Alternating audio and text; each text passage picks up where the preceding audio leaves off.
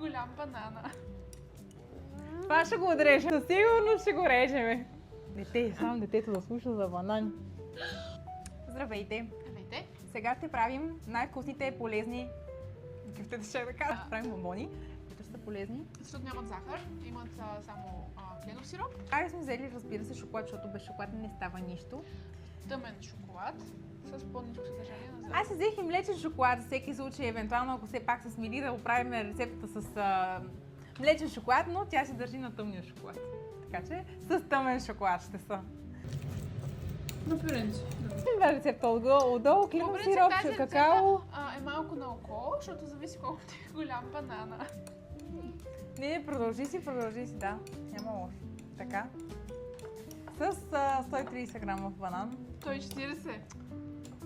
Стига ме поправя, казваш да, какво сега ще оправям в описанието? Добре, кажи го. Кленовия сироп. Обесеното брашно.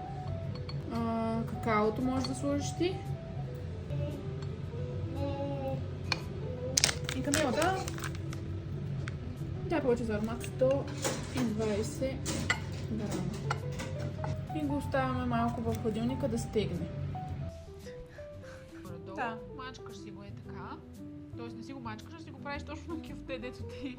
Аз си казах, че ще правим кюфтета. Готови ли сме? Да, Да се мацаме. готови сме. Трябваше да викнем Алек тук да... Ето какво мацане ще направи. Как? Влизаме. Любимите ми. Чудно. Абе, така добре ли е такова топче? Да. То не Твоето много едри.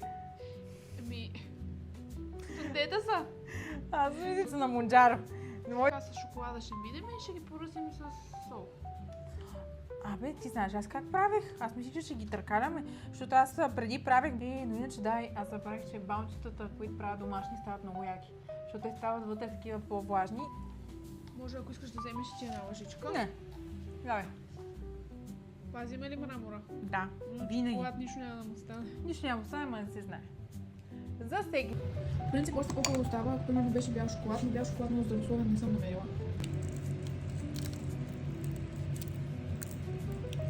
Чин-чин. Чакай. Чин-чин. Маля, аз много голямо взех. Малко е стегнал. Добре, са много.